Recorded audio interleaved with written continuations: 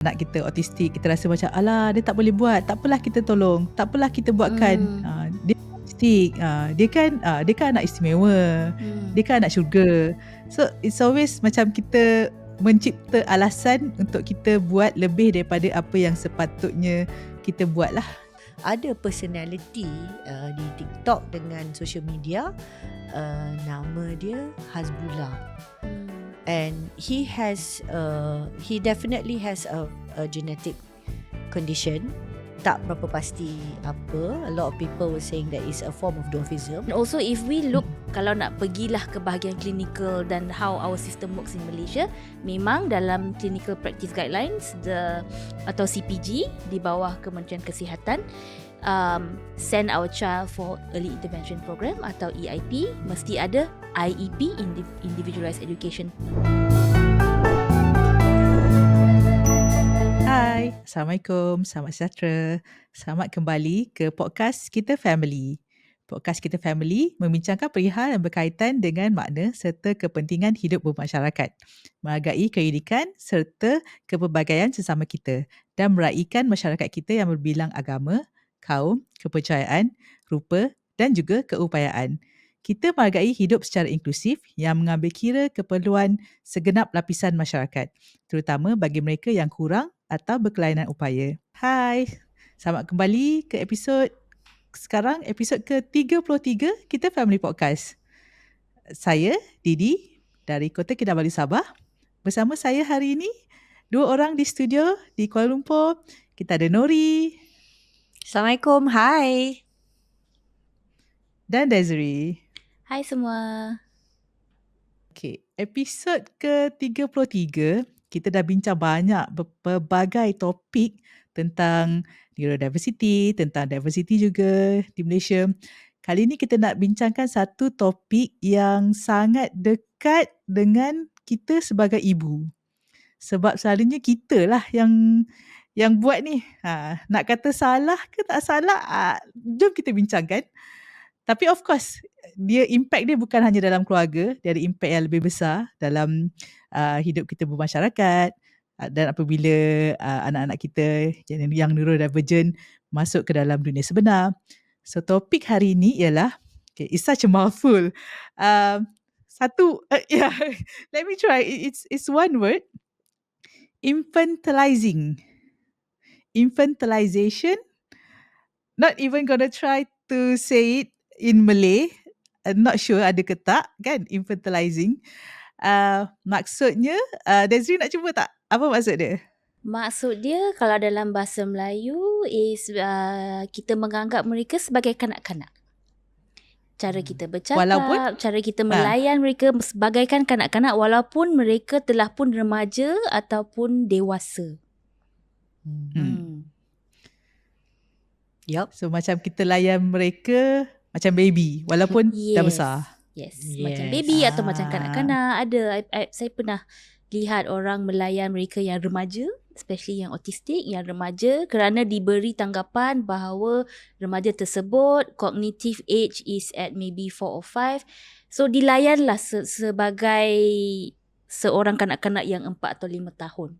Tetapi sebaliknya, kita yang telah pun berkenal dengan self-advocate yang dewasa dan diberitahu oleh mereka bahawa ini tidak menghormati maruah or not giving them their dignity. Kan? We want to be respectful. Dan memang bukan nak cakap completely salah. Sometimes as parents we do it, or even other people who do this, I would like to think it comes from a place of love and care. Tetapi mungkin mereka tak sedar, kurang sedar, kan? So that's why podcast macam ni kita boleh berbincang the different sides of it, kan? And it goes back to my favorite word, which is niat kita. Sebab kita kan bila anak kita autistik, kita rasa macam alah dia tak boleh buat, tak apalah kita tolong, tak apalah kita buatkan. Dia autistik, dia kan anak istimewa, dia kan anak syurga. So it's always macam kita mencipta alasan untuk kita buat lebih daripada apa yang sepatutnya kita buat lah, kan. Sebenarnya ada cara yang lebih baik. Of course nanti kita akan discuss kemudian. Nori, what do you think? Apa lagi yang kita infantilize ke anak-anak kita? I think kalau kita tengok yang dari segi lazim yang selalu berlaku is like cara kita bercakap lah dengan individu yang tersebut. Like macam memang kita bercakap dengan orang tu dengan nada pun seperti dia ya kanak-kanak. You know, walhal dah dewasa, and it's that, you know, that your tone of voice and like, oh hello baby, how are you, you know, like this is the antara yang, you know, that kind of sort of obvious scenario lah. But the other thing I think which is probably worse, because kalau cara bercakap dengan, you know, nada yang manja and all that, ada yang boleh juga nak katakan kita sebab kita mesra, sebab kita sayang. But I think what is very clear cut, if we talk about infantilizing and not treating somebody appropriately, dan kita memang tidak memikirkan tentang, you know, maruah untuk kita lebih menghormati mereka sebagai seseorang, you know, I mean individu, right? Just to be respectful to somebody is when you talk for them. Right? Mungkin kadang-kadang orang akan datang atau dia akan tanyakan soalan tapi kita pula mencelah. So orang dah tanya anak kita something, kata oh dia macam ni, dia nak macam ni, ataupun let's say even if it's very simple, go to a restaurant, you know, what would you like to eat, oh he wants to eat this, macam seolah-olah tak ada suara, tak dapat nak membuat pilihan sendiri. So I think in that sense it is clearer. So sungguh pun mungkin as Desiree kata, I still believe niat tu baik, and I think you want to think about in this respect, we have to think about niat from a different angle juga. Sungguh pun niat baik dalam situasi seperti ini, I think kita patut fikirkan dulu kalau ada kesan-kesan, impact atau you know in future situation di mana kita memang tak patut nak buat lah, you know, memang kita nak maybe nak membantu, nak menjaga anak kita, kita sayang, kita risau kan, right? But kalau kita fikirkan selanjutnya apakah yang akan berlaku jika seseorang kerap kali you know, menerima this kind of treatment. It's like akan jadi pada suatu masa nanti mungkin dia sendiri akan percaya bahawa dia memang tak mampu untuk buat apa-apa dan memang perlu bergantung harap dengan orang lain, dan mungkin dia pun fikirkan that yelah dia pun seperti anak kecil forever, right? Because it's like, oh I guess I can't do anything. You know, my mother always does this for me. Dia pun jadi dia tak akan membina kebolehan, kemahiran, and then of course tak dapat berdikari. Exactly. Yes, and this is what we want kan for our kids. We actually want independence. So sometimes we have to think short term tu, what is it that we're doing, and it might be with niat yang baik, with the best of intentions, but still it's not something we should do. It's not something, you know, it's not appropriate. Sebenarnya tak wajar kita lakukan. Ada bermacam cara lain untuk kita menunjukkan kasih sayang kita, kemesraan kita. Tapi kalau tiap-tiap kali seolah-olah orang tu tak ada you know, tak ada pendapat sendiri, tak ada pilihan sendiri, tak ada suara, if you think about it in the long run, there's nothing good from that scenario. Absolutely. And I would like to add to that, Nori, if I may, is this also applies to those who are non-verbal or non-speaking. Walaupun mereka tidak boleh bertutur atau bercakap secara verbal, tidak bermakna mereka tidak boleh berkomunikasi. So mestilah diberi peluang. So it's not just if you have a cognitive issue, and so because they assume that, you know, developmentally in certain areas this is your age, even though your physical self ni, it's also for people who are not typical in the sense like that, right? Just because dia tak boleh bercakap. Yep. So the assumption again is like apa-apa jua yang tak biasa dan tak typical, yang memerlukan, you know, bantuan tambahan, kadang-kadang macam terover pula. Betul? Sebab kan anak-anak kita they have delayed in processing kan, lambat sikit. Kadang bila tanya soalan tu it takes a while for them to answer. So kalau kadang kita tak sabar, kita nak memudahkan host, kita nak memudahkan waiter yang bertanya tu kan, kita pun jawab. Sedangkan kalau kita bagi masa, kita terangkan macam there was one time kan, my experience bila Alfia masa tu patah tangan, jadi perlu pergi jumpa konsultan lah. What I did was I wrote a note, paskan pada front desk untuk diberi kepada doktor. Saya cakap, okay, anak saya autistik, anak saya prefer bercakap dalam bahasa Inggeris. Kalau ada penerangan apa-apa, please talk to her. Maksudnya address her rather than talk to me. Dan saya cakap lah dia akan ambil masa untuk menjawab soalan. Sebab kadang-kadang kan orang bila dia bertanya pada anak, bertanya pada individual autistik, dan kalau ketika itu ada penjaga ataupun ada yang pergi bersama kan, bila dia tanya and then reply tu lambat sikit je, dia terus turn kepada orang yang di sebelah dan mengharapkan orang yang sebelah tu menjawab bagi pihak, betul tak?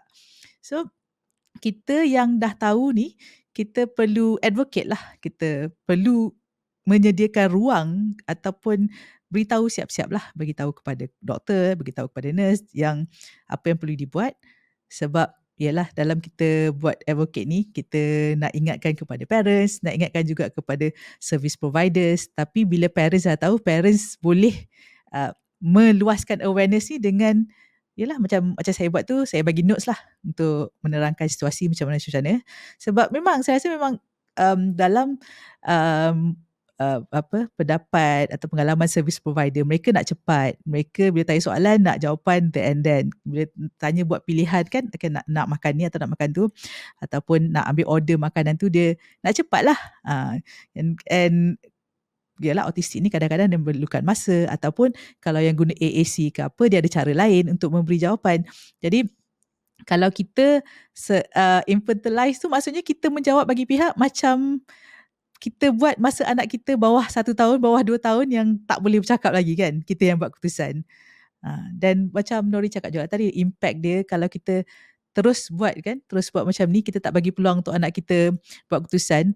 Jadi anak kita punya decision making skill tu susah lah untuk develop. And kalau orang tanya apa-apa pun, I don't know, ask mama. Betul tak? Yeah, and then later on we complain that they cannot be independent, that dia tak tahu buat apa-apa. Wah, kita tak beri peluang, right? Yep. No, but you know what's the other thing that's interesting, Didi? Masa Didi cakap tadi kan, kata masa Didi ambil keputusan untuk macam mana nak ceritakan keadaan, was it Alfia? Was Alfia kan? Alfia, yes. Yeah. So ada hantarlah nota kepada doktor kan, just to make sure that things are okay, and then also to, you know, again nak memperluaskan this kind of awareness, and just to share with the doctor, and then insyaAllah you will make the appointment smoother, right? But I was thinking to myself, mesti akan ada parent yang buat the opposite tau, dari segi kandungan nota tu tau. Boleh bayangkan tau, dia akan tulis, dia kata anak saya autistik, jadi tak perlu pandang sangat pada dia, jangan tanyakan you know, soalan sebab dia takkan jawab, tujukan semua soalan pada saya, you know, like that can happen too, right? That can happen too. Betul. Yes. And on top of that, I've got another scenario here where, for example, although with a note or dah katakanlah doktor telah diberitahu, tetapi doktor tersebut masih tanya kepada ibu dan expect ibu untuk tanya soalan yang sama kepada anak, as if you have a secret language to you know, to ask the question in a different way. Actually, walhal it's just the processing time. We use the same words, the same language. Anak kita faham sebenarnya, just sometimes the masa untuk proses mengambil masa sedikit. So people turn to us and expect us to either ask the question again in our secret language or get the answer for us. And then translate the answer, sometimes pun kena translate tau kepada doktor or whoever it is. Yeah, so I think there are many angles we can see infantilizing from. So it happens to, like, you know, kids and teenagers juga yang not neurodivergent, right? It Yes. still happens to me sometimes with my mother. Bless her. I think all mothers want to infantilize their children in some way. Because I think just like I said last episode, my forever baby, anak bongsu kan? Me, I'm the forever baby in my family.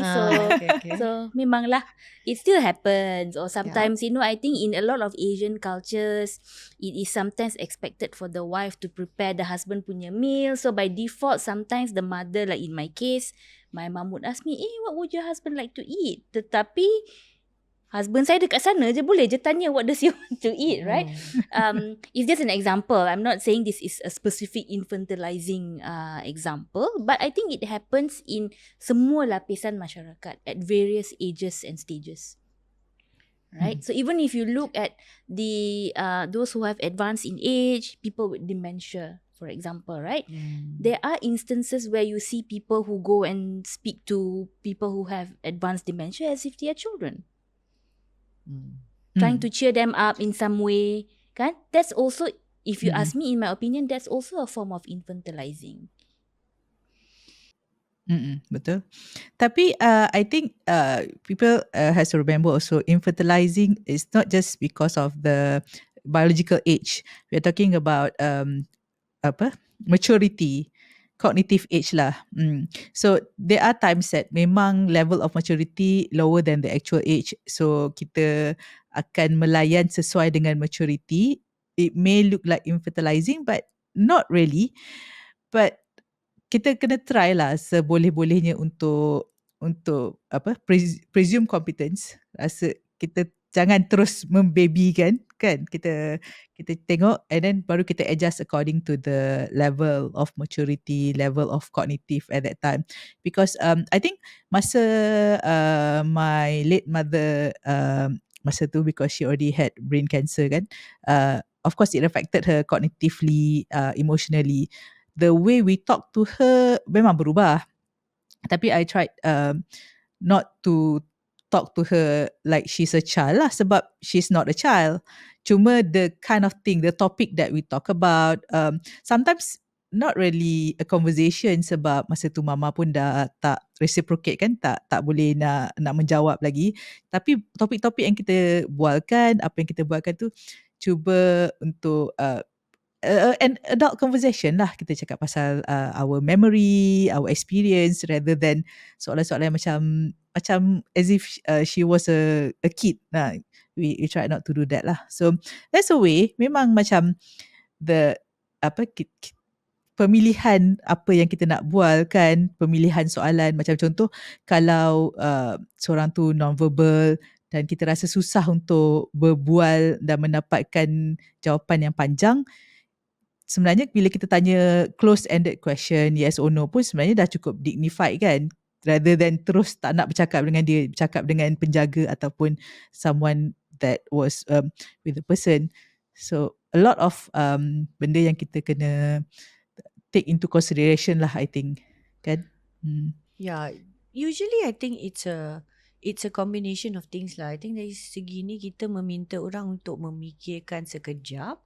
Satu is like niat, and yang keduanya is like kalau kita boleh fikirkan, right? Apa perasaan? Perasaan orang berkenaan tu. Yes. Okay? Empathy. Yeah, Put ourselves in their yes. shoes. So think about it, and I think that's when you know whether it is the kind of infantilization yang akan membawa kepada satu keadaan negatif, right? Atau memang tidak sesuai, and then memang tidak menghormati individu berkenaan. Sama ada kita sedar atau tidak, right? So I think it's that combination of those things, because like and certain things might be very obvious lah, like cubit pipi or like a lot of people don't want cakap pun dah rasa sakit.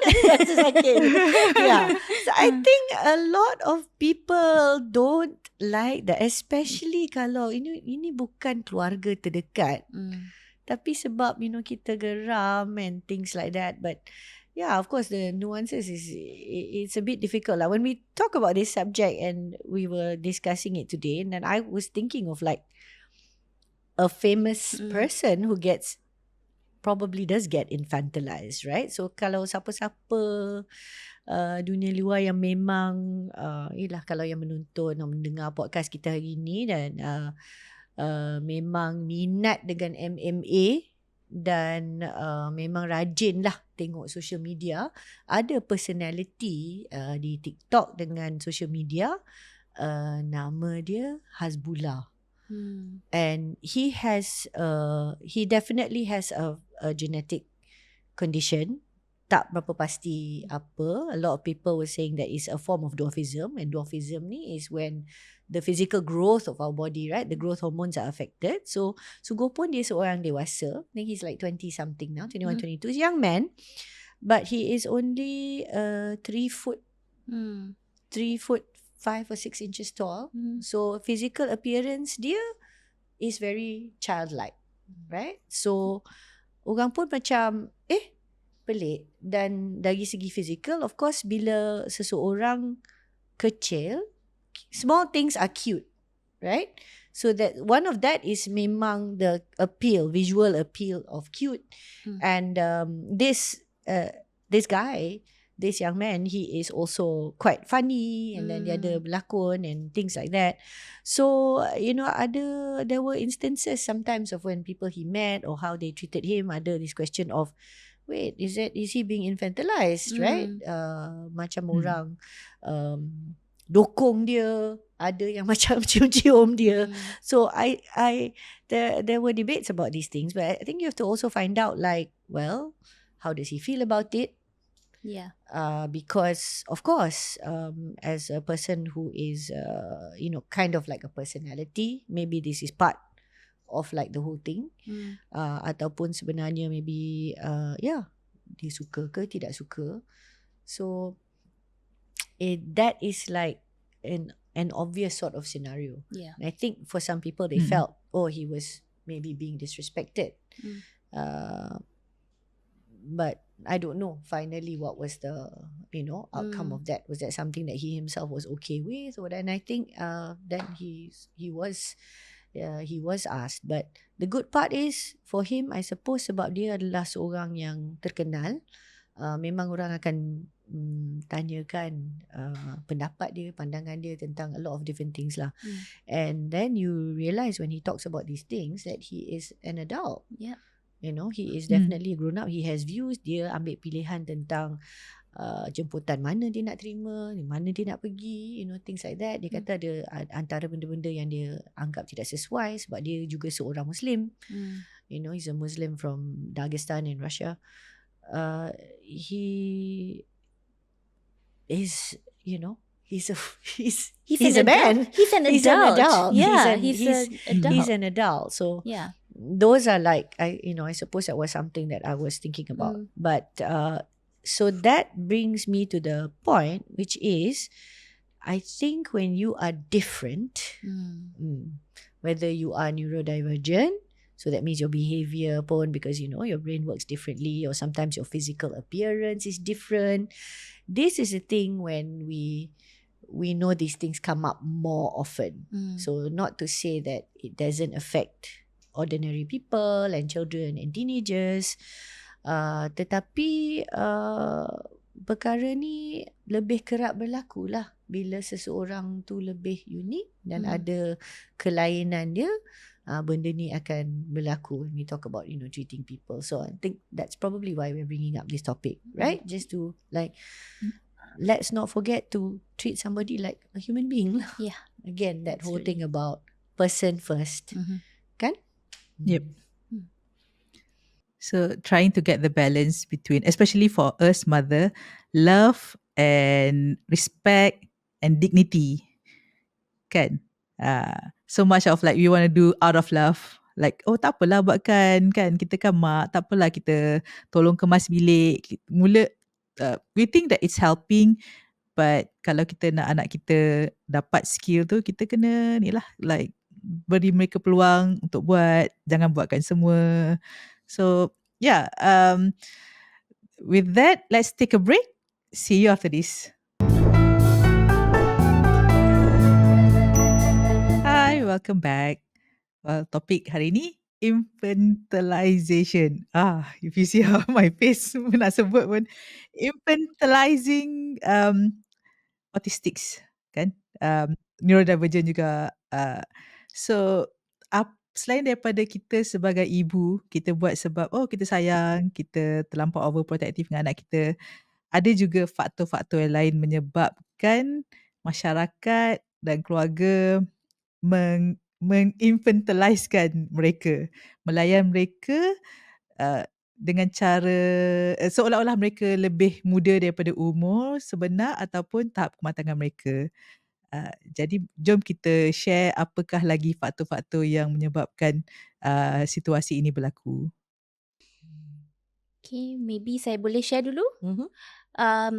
Antara faktor-faktor yang tadi pun kita ada buat sedikit research, kan? Let's be honest about it. We don't know everything about this topic. So kita pun duduk research dan cari, and one of the major reasons is kebanyakan resources, NGOs, kalau kita lihat di serata dunia, banyak tumpuan kepada kanak-kanak.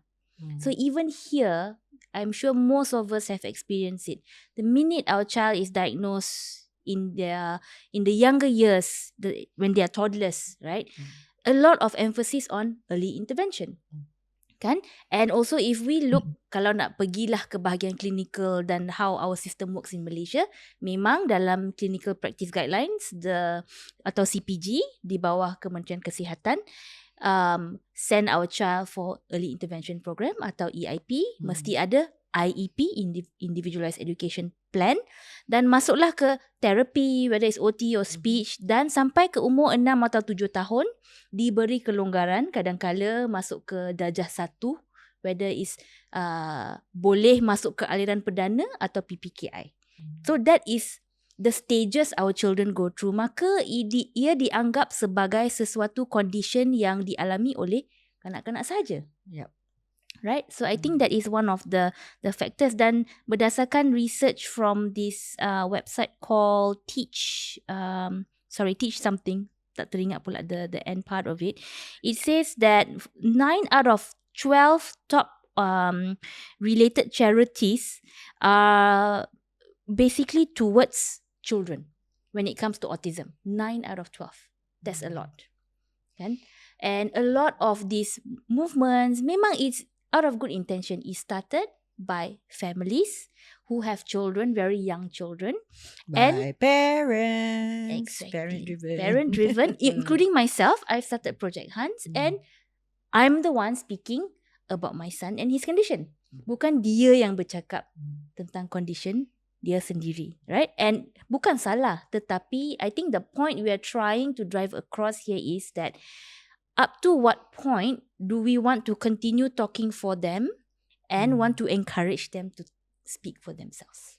Also, kita tak naklah menyumbang kepada perkara-perkara yang sebenarnya bukan fakta tentang autism. Kita tak naklah teruskan dengan andaian bahawa ini adalah sesuatu yang cuma membawa impact kepada kanak-kanak, and then bahawa kalau kita nak fikirkan lepas tahap umur tertentu, seolah-olah macam autism ni akan lenyap, atau orang dewasa tak ada. And then kalau kita fikirkan macam tu, maknanya nanti keperluan individu yang telah dewasa, yang neurodivergent,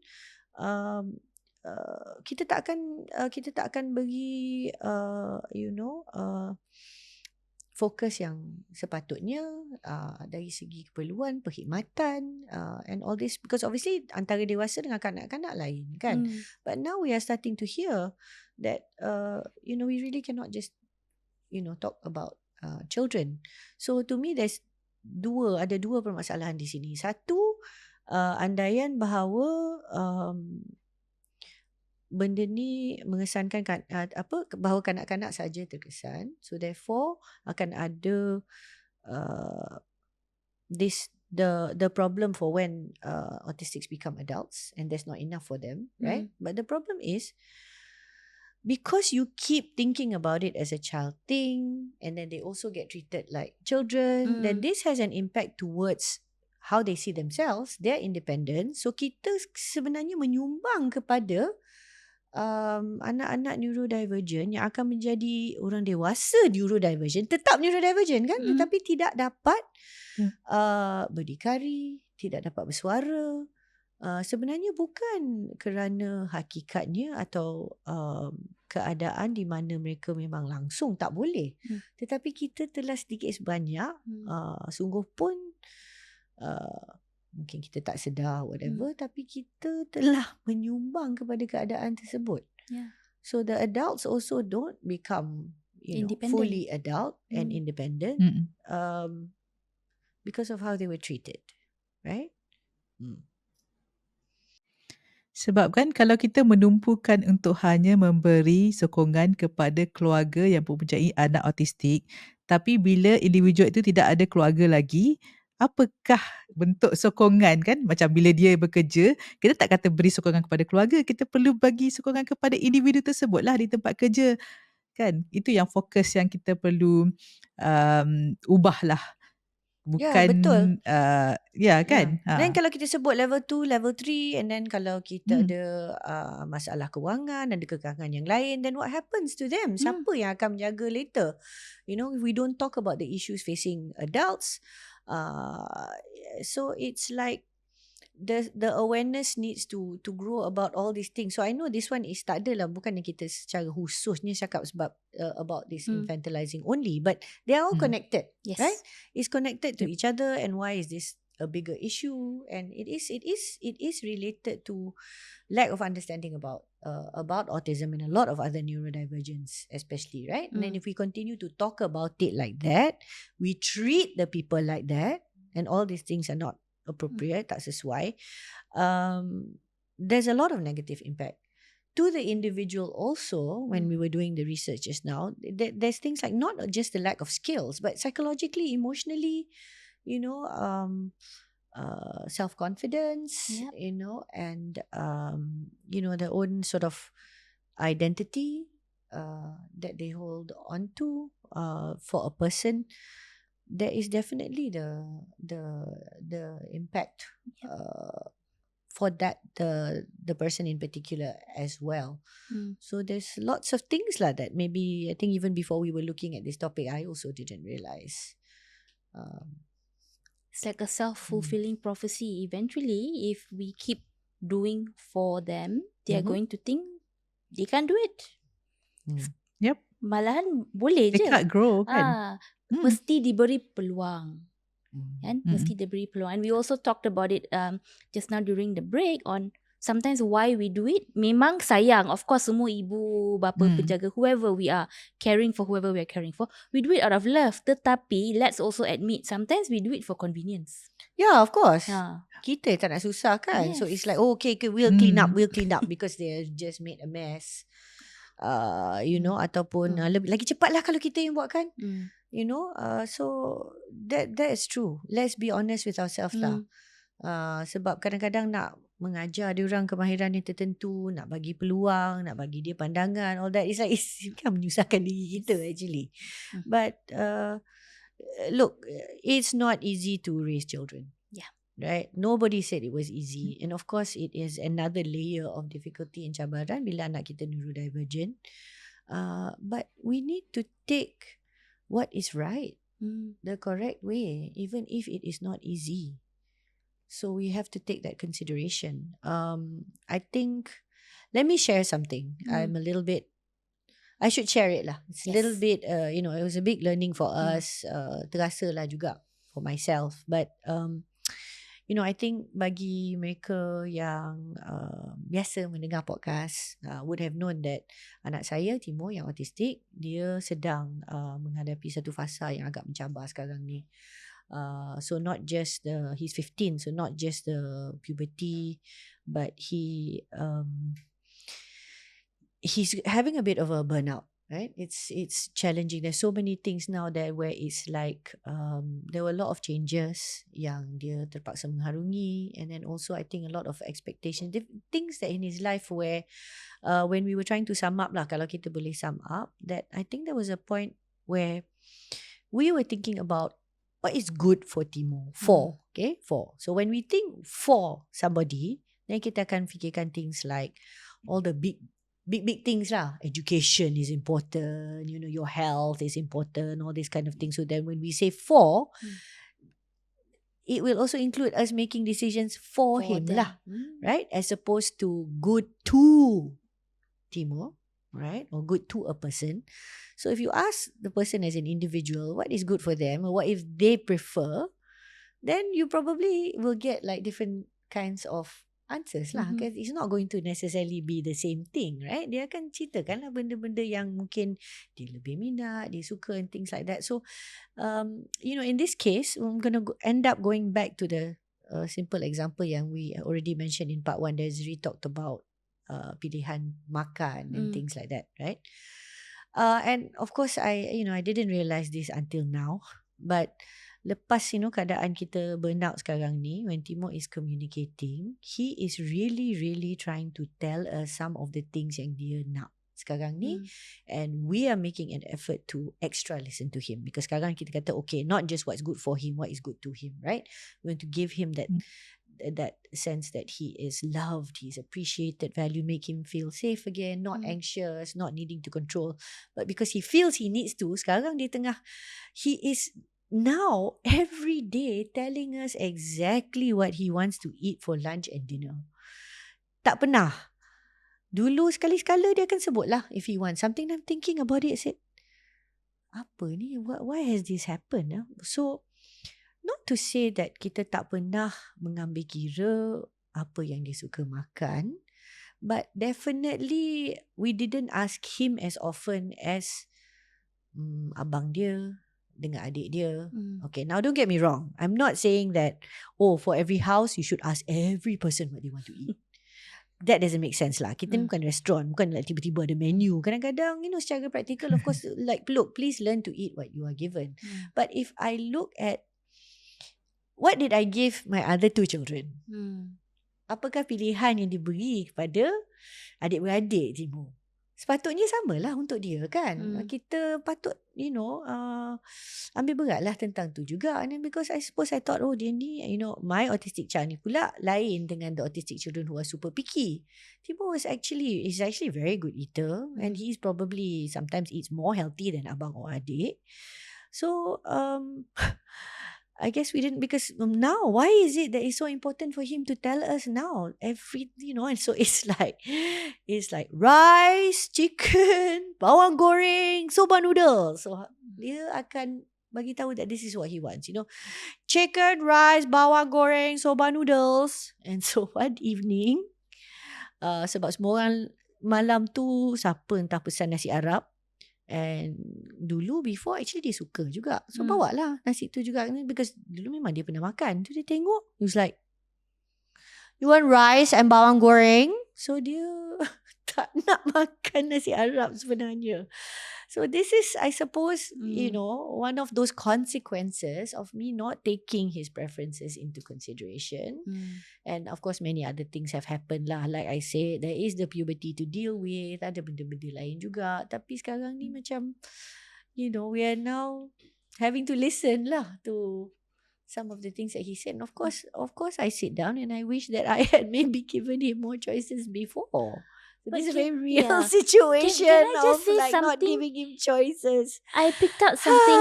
Actually, I really picked out on something. I know you've just told us this story, but now hearing it again, what I'm really picking out is Timur is advocating for himself, and you are giving him that space, and you are listening. So he feels safe to do it, which is actually a credit to you. So, well, thank you for that.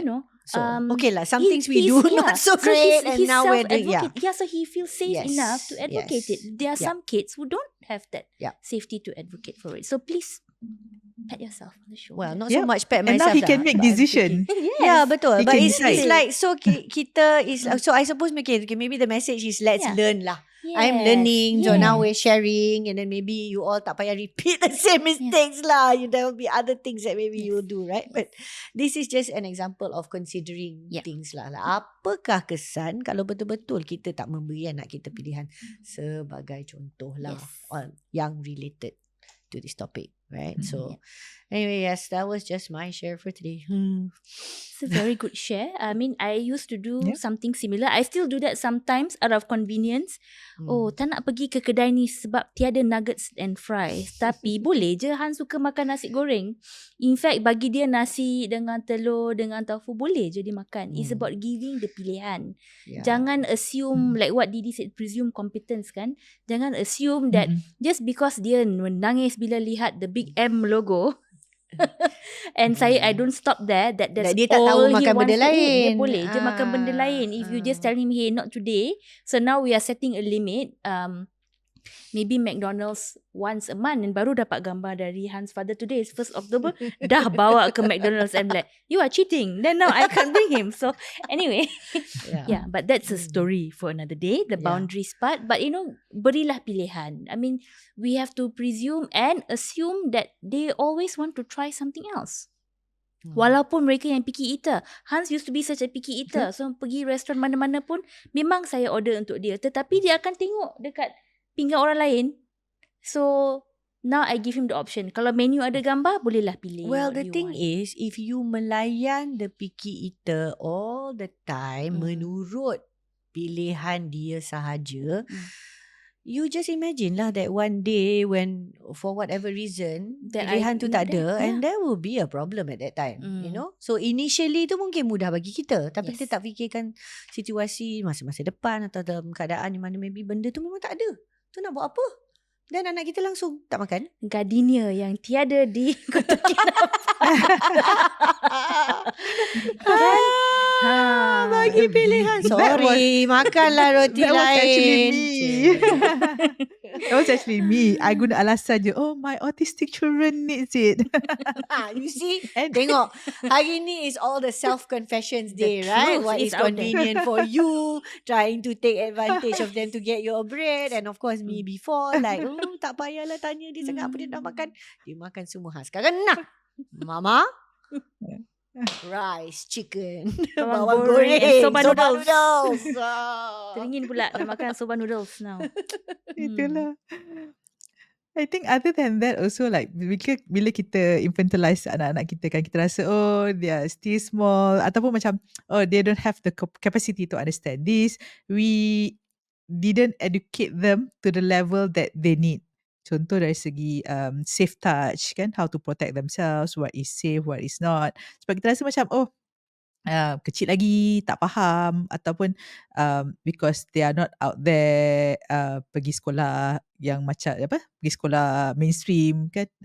Tapi sebenarnya kan kita kena ajar lah, because sebenarnya benda-benda macam ni kan, benda-benda penting macam contoh sexual education, safe touch ni semua, ada modul yang sesuai untuk pelbagai peringkat pemahaman, maturity, cognitive level. So bukan kita je yang terfikir, dah ada dah benda ni sebenarnya. Pakar-pakar dah sediakan kan benda ni. And memang perlu. This is like life skill stage in life. Yep. And if your body is physically developing, memang akan ada benda-benda macam ni. I mean, memang kita tak minat, sebagai parents, kita tak minat topik ni langsung. Siapa suka cakap pasal benda ni dan fikirkan anak kita, like the fact that there are like sexual urges and then talking about sex education. Tak ada siapa suka cakap pasal benda-benda ni. It's like, it's really, it's like so uncomfortable. But kita tak boleh nak avoid this kind of topic. And you don't think that you are protecting your child because you don't talk about it. Huh? Yeah. You're not. This is worse because you don't know if you're going to put your child in a situation where they are, going to be taken advantage of, and they don't understand and they don't know. Yep. Kita tak tahu sebab kita ingat kita dapat, jaga, lindungi anak kita. We can protect them all the way. You don't know. Yes. You don't know that, and you also don't know whether you're going to live forever. We talked about that also before, right? So, kita janganlah. That's another way of infantilizing, right? Yep. Like we avoid things, avoid the conversation. We don't give them the things that we need, whether it is tools or learning or an education or whatever. That's how, because you're keeping them as a child. Yep. Like kita kata, okay lah, tak perlu benda ni, sebab kanak-kanak tak perlu benda ni kan. Ataupun kalau umur dia whatever, mungkin dia hanya pada tahap ni, setakat ni cukup lah. So kita tak akan bagi dia pengalaman, kita tak akan bagi dia ilmu, all this other kind of stuff, and it's for many reasons. Protection is one, convenient, all these things. It's just something to think about lah. Yeah. It's one of those things where I think today for us we just want to talk about this because mungkin kita tak sedar, kita tak fikirkan kan benda ni, and then for some people it's like, alah, what's the big deal? And this is this is what is needed or convenient for now. So on that note, I kind of want to move towards the macam mana kita nak and we have to talk about this now, right? How do we address a genuine question from parents who say, you are telling me now I tak boleh buat benda-benda ni. Right? You're saying all these things that I'm doing is wrong, that I'm trying to support or help my child. Tiba-tiba dengar podcast ni, it's like, wow, what is this? So I want to put that question out there, Didi, Desiree. What are we going to tell these parents? Like, what is the alternative? What is it that they are supposed to do? Kalau kita kata dia tak sepatutnya buat benda-benda ni, dia tak sepatutnya over membantu anak dia, suapkan anak dia ke, tak bagi pilihan anak dia ke, dia tak patut lindung anak dia ke. I can imagine a few people maybe a little bit offended now dengar cakap kita. So ladies, I think we need to share what is it that they are supposed to do instead of these things yang kita kata mewujudkan situasi of infantilizing the child. Let's talk about that. Yeah. Well, firstly, I would like to highlight that this is not us preaching. This is us learning together. Kita pun belajar. Sambil kita research topik ni, kita pun belajar. Kita pun nampak macam, alamak, I should have done better. We should do this instead of this. So, it's not about us telling you guys that what we are doing all this while are the right way. No, kita pun ada silap. Kita pun ada guilty juga menginfantilizekan anak-anak sendiri kan. So, antaranya, okay, I share the first one ya.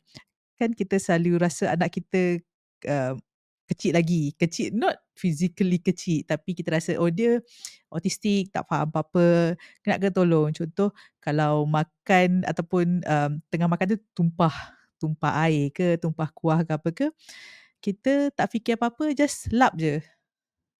Walaupun anak kita macam tantrum, macam dia kan macam bila tumpah tu macam panik kan, macam tak suka messy apa semua, kita nak senang lap, and anak kita terus tak berhentilah daripada tantrum sebab dah settle kan, dah tak kotor, tak apa.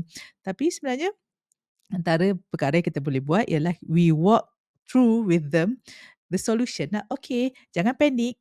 For me, like kalau benda jadi is accidentally kan, benda bukan dia sengaja tumpahkan, bukan sengaja dia tolak cawan tu jatuh daripada meja. So tak perlu marah. So calmly kita go through lah. Alamak, basah, what should we do?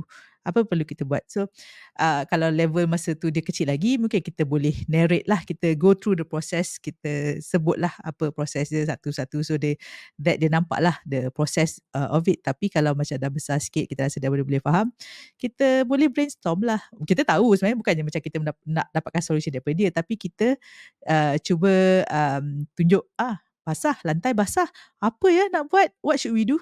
Kita guide dia untuk cari solution. So mungkin dia kata, boleh ambil tisu, boleh ambil kain. Okay, jom. So we make it like a learning process, a learning opportunity lah, rather than satu yang situasi yang panik lah. Sebab kan kalau kita selalu membesar-besarkan benda yang tak sengaja, things happen kan, benda terjatuh lah, barang jatuh dari tempat macam pasu bunga jatuh ke apa ke. So kalau kita selalu make a big fuss about it, marah-marah apa semua, what they learn is kalau jadi pun nanti they would not bagi tahu ataupun hush-hush lari ke apa ke. But that's not what we want to happen. Kita nak kalau benda jadi, okay, dia boleh minta tolong atau bagi tahu, okay. Kadang-kadang memang mula-mula nampak macam dia menjerit, dia nak kita yang settlekan, tapi kita tunjuklah cara, okay, this is how you settle the situation. So there's always learning opportunity, learning process yang kita perlu buat lah dengan anak-anak kita. Tapi yelah, kadang-kadang kita rasa macam, macam contoh tadi kan Desiree cakap, kalau kat restoran tu kita rasa macam kita tak nak susahkan waiter, so kita suap.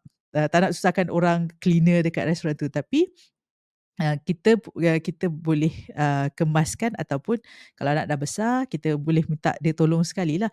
It depends on the situation, on the level of, banyak level lah. Macam tadi lah, semua benda pun kita kena consider, but never start at macam dia dah umur 14 pun sama je kita layan macam masa dia umur 3 tahun.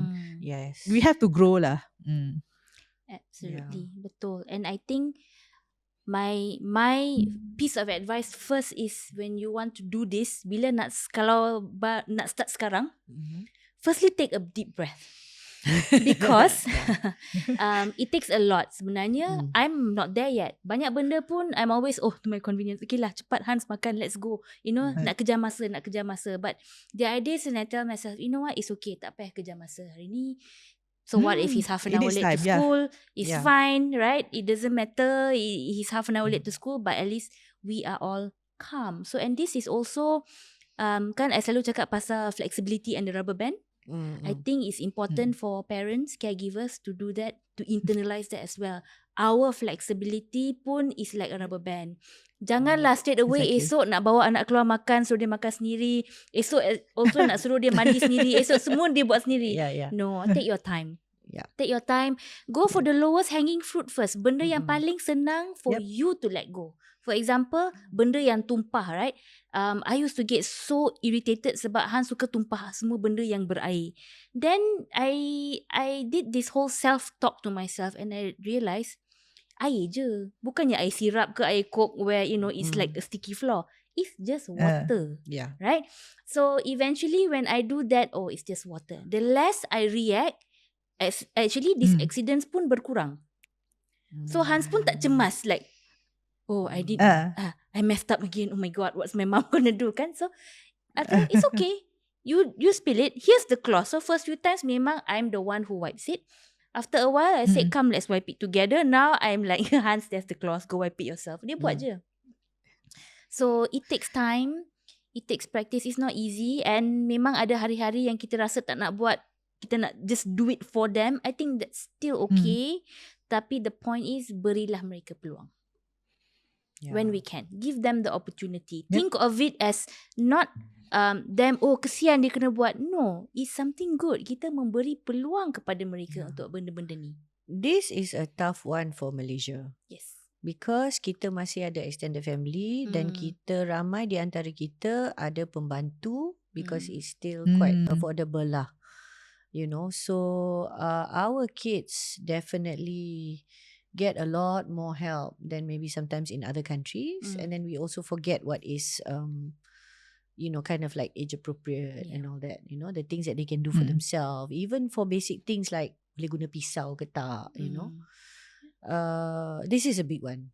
I think so. It is, definitely. And but we will get reminders from time to time lah, especially bila kita mempunyai anak neurodivergent, that impact kepada mereka dari segi dapat berdikari atau tidak is even more. But don't doubt that this is going to be a problem for your other kids too. It's just that kalau yang neurotypical, mungkin it's like tiba-tiba pada satu masa yang mungkin dia akan pergi ke sekolah asrama ke, atau lepas tu dapat katalah dapat peluang pergi college and things like that, or they leave home. Finally they have to learn. Mungkin kalau anak neurotypical, last minute ke apa-apa dapat belajar benda ni, dan pada satu masa tertentu like okay lah, boleh lah. But it takes a long time. Kalau kita nak ajar anak neurodivergent, memang everything takes a bit more time. So kita tak boleh nak anggap that later lah kita ajar benda ni, kemahiran apa daily life living skills apa semua tu nantilah pada suatu hari, later on they can do. It was like a big reminder lah. I remember we got that reminder at home, sebab kita ada a few kan, not just one anak neurodivergent in the family, and it's like, and masa kena tegur tu, it was quite painful for us jugalah, because it was like, ni tak nak ke anak you satu hari berdikari? Macam tak nak je. It was quite, and then you think that you are doing it for them because memang kita sayang, kita nak bantu, tapi kita tak fikirkan apa akan terjadi pada satu masa bila anak kita memang kena buat benda tu untuk diri dia sendiri lah, atau dia or problem solve, or at least problem solve, not just like just to be stuck there and just wait. somebody else is going to go and do all this for me. I mean, really? Are they supposed to do this like sampai bila-bila? So actually, terletak pada bahu kita lah. And the fault was ours because, one, we thought we were doing the right thing, we were supporting. Or like you said, it's just, it's easier for us lah. Mudah bagi kita kan. So, and then, all the extra help, right? You have all the extra help. Malaysians, kita orang Malaysia ni memang sangat bertuah. We have all that. So this is something that we end up doing and we don't realize it. And I think we have to think a little bit more, especially when we have neurodivergent kids lah. It's just, again, it's one of those that is just the fact that you have to accept. I think that is very important point that Nori brought there. Time. Why we have to do it now? Because of the time that we need to get them to develop to where we want them to be. The potential kan? Potential. Sebab kalau kita tak mula sekarang, they just stuck there, tak further acquire more skills. Rugilah kan kita yang sendiri menutup peluang untuk all of them to grow, to do better, to the chance to survive without us, kan? Nanti To kita dah tak ada thrive, nanti macam mana kan? Beyond surviving To is thrive, thriving. yes. Yeah. Tough love. Tough love. Ouch, tough love. Yeah, but it's kind of like that lah. Yeah. Kan? That's one way of looking at it juga. Okay, what else can we say to parents? What is it that we can do instead of infantilizing? We should look at this is what they call, look at your child's toolbox for weaknesses and help them address their vulnerabilities. It's about dekat mana kelemahan dia dari segi kalau dia ada masalah untuk problem solving ke, dari segi flexibility ke, dari segi teamwork. So we look at the issues rather than situation.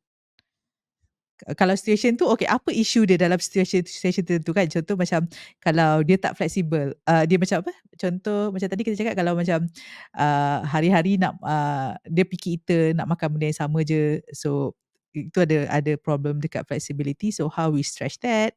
And also kalau dia ada masalah communication ataupun building relationship, so we can go on by trying to see how we can help them to communicate better with other people, maybe guna AAC ke, ataupun kita, not just on the child itself, probably to our extended families kan, macam mana kita nak communicate dengan anak kita. Contoh macam kita yang advocate, kita yang ajar, okay, if you talk to my child, you have to give time, you have to guna ayat yang simple, you apa-apalah based on the preference. So this memerlukan ibu bapa yang betul-betul mengenali anak you lah. You kena faham anak you apa lagi yang dia perlu.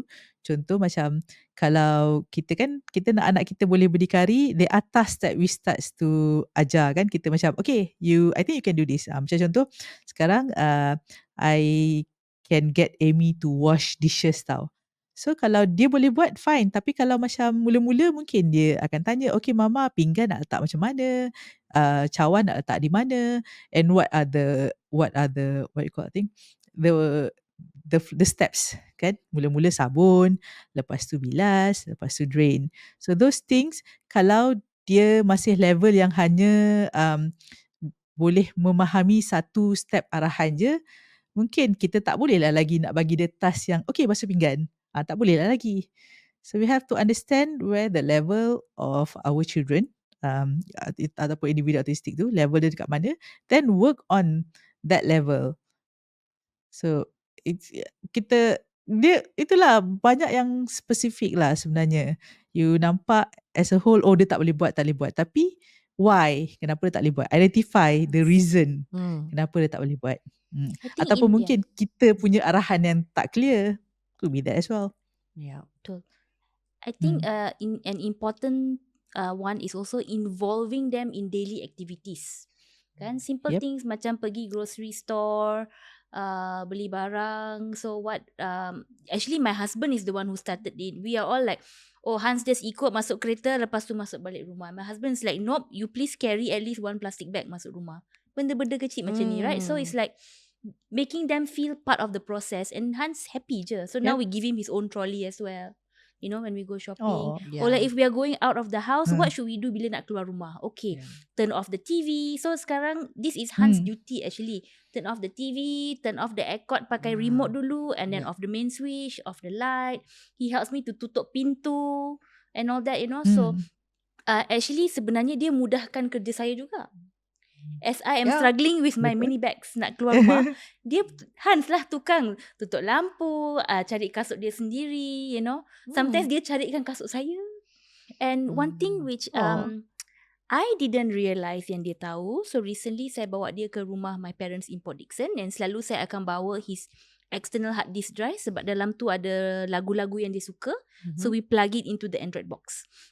And so I was alone with him this time sebab dekat PD is an apartment, kereta dekat luar. So usually I will latch the door, I will keep the luggage in and then datang to take another round. So seeing me take the luggage, cepat-cepat tutup TV, unplug semua benda, all the thing, he unplug everything and dia letak di luar rumah. And he siap ambil his pillow and came to take his slipper and all that. I'm like, oh Hans, thank you so much for helping me. And in that process, dia ter-unplug my parents' Android box and insisted nak bawa benda tu balik. So I said, okay, since you did it, it's okay. I'll bring it back. Let's not make it an issue. Nanti I will just return it to my parents. You know, so this is for me, the reason why I'm telling this story is this is something I didn't know he was aware of or could do. Selalu takut, don't drop it, don't break it. Tapi dia boleh je buat. Because the thing is so precious to him, why would he break it? Yes, Then exactly. presume competence. Yeah. And you know, accept lah that benda tu tak akan dibuat dengan perfect. Yes. Like, okay, that little mess up happened. It's okay. You know, let it go lah. Who learns everything perfectly all at the same time? Anak neurotypical pun biasa je. Like, you know, when we're trying to teach them to clean up after themselves. No, kadang-kadang because we are thinking about it, we're like, kita je lah bersihkan sebab nanti dia bersihkan. Tapi dia bersih tak berapa elok. So macam double the duty, right? But if you don't accept that period of time of the double the work and all that, you'll never get somebody who knows how to clean up because you tak bagi dia peluang to do it. So it's like think about yes, you have to inconvenience yourself, but what is the greater goal there? Kan apakah tujuan kita sebenarnya? Exactly. And then you just go with it lah. There's something to remember. This is also something definitely to remember for your neurotypical children lah. There's all this as well. You know, helping your kids, but what does that mean? For how long? You know, what is the impact of you doing this? Yeah, so it's a lot. Parenting is hard, people. Sorry. Yes. And it's a team sport. Memang Jangan buat seorang-seorang. memang perlu banyak sabar lah. I remember kan, bila kita dah pindah dekat sini kan, sebab kalau dulu kita duduk kondo, kita akan bergerak daripada kereta ke unit kita beramai-ramai. So okay lah, I will be the one holding the key. Tapi bila sekarang kita dah duduk landed house, so daripada kereta tu kan, kadang it will take time lah I nak settlekan benda dalam kereta. But of course, nanti Afia macam restless, I nak masuk rumah ni, nak masuk rumah. Okay, tak apalah, bagi dia kunci. Okay, you can go in lah. You just unlock the door lah. Dia pun ambil kunci. So the first few times what happened was dia dah buka pintu dan dia tinggalkan kunci tu dekat pintu. So kita semua kat dalam, saya kunci dari dalam tapi kunci ada tergantung dekat luar. So memanglah like kalau ikutkan upset lah macam how dangerous it is apa semua kan, tapi sebab arahan pun tak clear and dia tak nampak kan that dia pun tak tahu apa akan jadi lepas dia dah buka. Mungkin dia expect okay lah nanti mama nak masuk, mama will take the key and bring the key in, but I expect kita punya expectation kan, kita tak ajar tapi kita sendiri punya expectation yang dia akan bawa masuk kunci tu instead of tinggalkan dekat pintu. So just sabar and explain to her, you dah buka, you bring in the key, put the key where it's supposed to be lah. Don't leave the key hanging out. And then kita cakap lah the impact lah, what happen kalau you tinggal kunci kat luar, then what's the purpose of kita locking the door from the inside when the key is just hanging on the door, kan? sabarlah rather than, I think we have to adjust expectation kan, Yes. sebab daripada kita nak convenient, lepas tu bila nak ajar tu expectation tu kena betul-betul betul. flexible and adjusted lah dengan dia punya keupayaan. Tapi jangan assume rendah sangat, that they don't understand, but at the same time jangan assume that they would know everything And learn right that away it's kan. So kita pun kena prepare Yeah, lah. yeah. When you're ready to Different, teach something, I think you have to expect that it will be a process. Yeah. It helps you also. Makes it a bit easier. Again, kita pun tak resist and kita pun jangan buat benda tu terlalu membebankan kita lah. And then, kita yang frust, kita yang marah, all that. Make it easier for yourself when you have to do the teaching thing lah. It's already not easy, right? But you prepare for it, then it's not going to be so bad. Yeah, insyaAllah. InsyaAllah. So, not infantilizing is not easy. Yes. It's a challenge. It's a conscious effort. But as we have learned all these, what we should do instead, what are the process, what are the difference when we don't infantilize, and the importance of it, the impact kalau kita keep doing it, kan, kita buat sampai bila-bila, kita layan anak kita macam mereka tak tahu apa-apa. So we discuss a lot on this topic. Any last word from Nori and Desri before we close this episode? I think we're good. Good reminder of what we've learned also, and cukup kot. Yes. And I just want to say, jangan stress. Sometimes we can't do this every day. There are days where memang kita rasa marah, and it's okay. Feel what you need to feel and then move past it. So it's not easy. It's not easy. Definitely not easy. It's not easy. Yeah. Tapi penting lah untuk kita kan. Correct. We have to do it. So we have listed a few things on these issues, and I think nanti kita akan share jugalah some websites that you guys can refer to read more on this topic. Well, until then, don't forget to follow our social medias. We are on Facebook, Instagram, and TikTok, and also subscribe to our YouTube. And you guys can also listen to us on Spotify. Do leave comments. What do you think tentang apa yang kita bincangkan hari ni? Mungkin ada pengalaman yang boleh dikongsi ataupun pendapat, dan juga mungkin boleh beri cadangan topik apa yang anda hendak kita bincangkan seterusnya. Kita dah ke episod 33, Alhamdulillah. So thank you for the support. Thank you to our viewers, our listeners. Keep supporting us. And until then, Assalamualaikum. Bye. Assalamualaikum. Bye.